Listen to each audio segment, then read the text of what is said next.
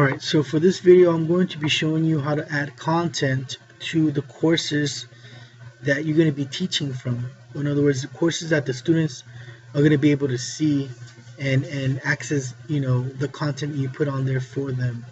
Alright, so this is different for Milby staff. Anything that you put on Milby staff, the students will not be able to access. That is solely for other teachers and admin to view.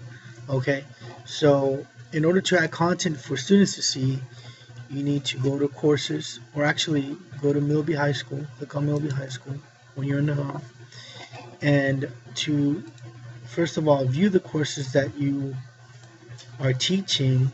You're going to scroll all the way down, and it's going to show courses.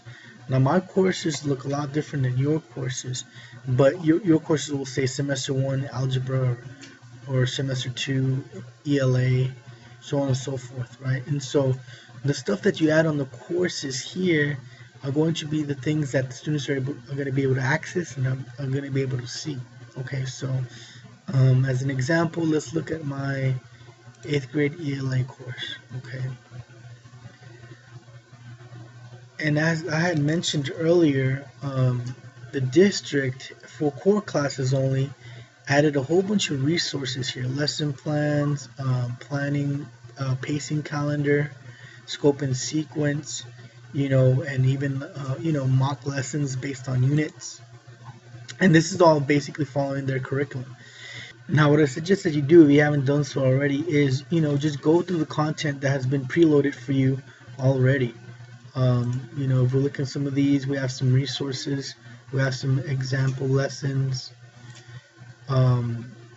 Just click on it and keep the stuff that you want to keep and delete the stuff that you don't want. So say you want to keep this lesson, then I'm gonna keep it, and then if you want to, you can always rename this whole folder by clicking on edit, right? Say you want to use it for, say you want to use it as your third lesson, right? You can click lesson 3, or you want to use it in a different module. I mean, you can rename it however you want to rename it.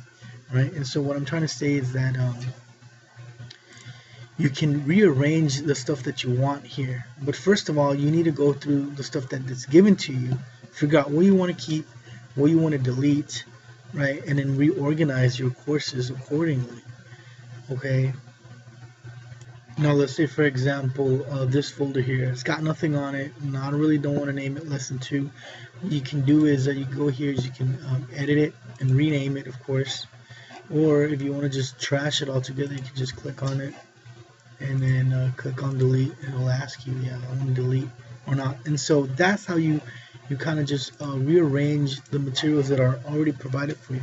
Now if you don't have any content that's pre-populated, then you just start from scratch. And as I went through in a previous example, all I did is I created some folders here. So I created a folders for warm-up, a folder for exit tickets, a folder for activities. And if you want to start that way, that's absolutely fine. When the kids get the computers and you're teaching from them, the expectation is not that you teach with the computers the whole class, right? Even if you just incorporate it for a small section or a small piece of instruction, for example, warm-ups, you can have the kids, as soon as they walk in, open up their laptops, they're going to access your course, they're going to click on warm-ups, and you can add warm-ups for them to do there.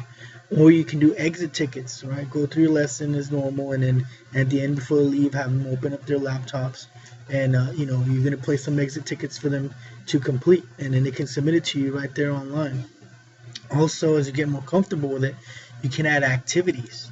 Okay, so if I open here this folder and then I click add, you can add a page. Say of an excellent web page that has activities for kids, you can do that. You can add pictures, right? Have them, describe or use your imagination. You can also add assignments here, right? You can add a conference. You can add discussion board. You can create your own custom activity. You can add, or you can even add your own test on there. So all this is really easy, is really intuitive to create. You just got to click on it and follow step-by-step directions, and you should have absolutely no trouble creating that. But you need to at least practice And I strongly suggest that you take the time during the finals, or even during the break to, look at your courses, look at the content that's already on there, and start editing, and tailoring the course to what you want it to be, because you don't want to wait until last minute. Kids get the laptops and then they're like, what do we do? So I strongly suggest that, during the final exams, during the break, you go in here, start deleting the stuff that you don't want, start keeping the stuff that you want, naming it according to how you want it to, and then tailor the course to exactly how you want it. Okay, and if you ever have any questions, please feel free to contact me. Even during the, I'll be more than happy to answer those for you. So that pretty much sums it up for adding content to your courses. And wish you all a great holiday break. Thank you.